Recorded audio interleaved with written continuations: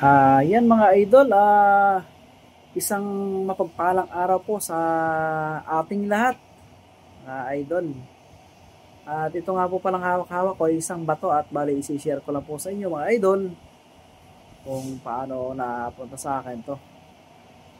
Na kung titingnan mo at nakasalbi siya ay para siyang ulo ng ahas mga idol. At yun na nga po, bali binigay po sa akin ng isang kaibigan ko to na taga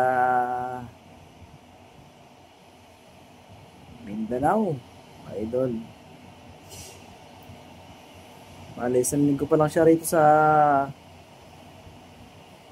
Laguna. At base po sa pagkakakwento niya sa akin, bago siya punta rito para magtrabaho din sa Laguna, i-give siya sa balon sa kanila, sa Mindanao. Ngunit natigilan siya at may dalawang asa nagkakagatan mga idol. Tapos yun na nga po, may natigilan yung dalawang ahas at siguro yung nakita nga siya.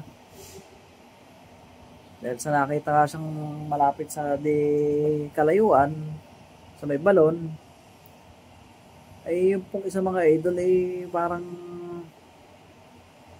biglang natigilan na nabok ang bibig na para siyang masusuka yung isang ahas na tawagin mga idol yung mga kulay brown na almoranin mga idol, mga kakamandag na ahas. Tapos yung isang ahas ay may nakapanood lang hanggang sa binukaroon ng isang ahas yung bibig niyang malaki. At yan mga idol ang inilabas nung ahas na isa. Ito po itong batong ito mga idol. At ito po ay napakadulas mga idol. Ay ibinigay po sa akin ito nung kaibigan ko taga Mindanao at dito nagtatrabaho na rin sa Laguna. Ayan po mga idol, at kung titingnan parang siyang ulo ng ahas din. Kasi nga po ito nagmulay sa ahas at yan ang ahas. Yan po mga idol oh. Bali ito daw po pasalubong niya sa akin mga idol. Galing Mindanao. Yan po mga idol. At itong bato ito mga idol ay kumikislap-kislap siya sa mga idol.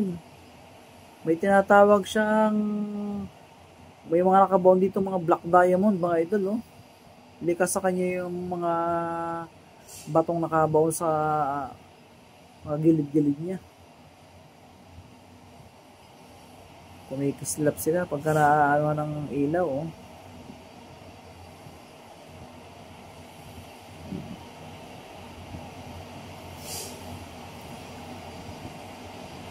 Ito daw mga idol mabisa sa usog, mga balis-balis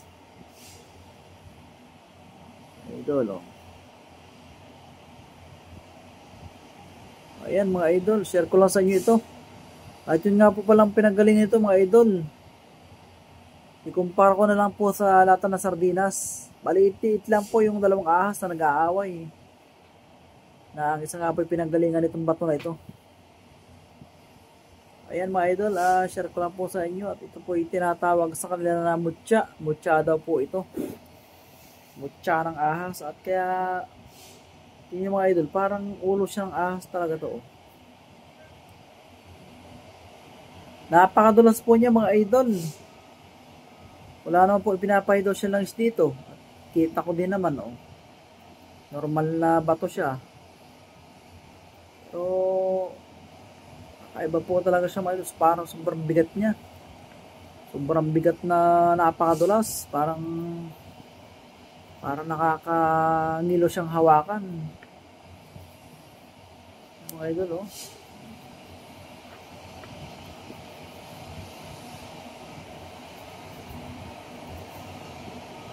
Yan mga lods, mga idol, share ko lang sa inyo. Yan po mga idol, yung mga bato niyang black diamond sinasabi.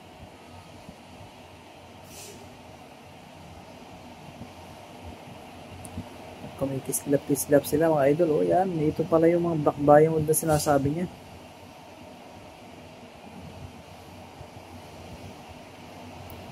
O yung... Yan mga idol. Thanks for watching. More powers. God bless to all mga idol.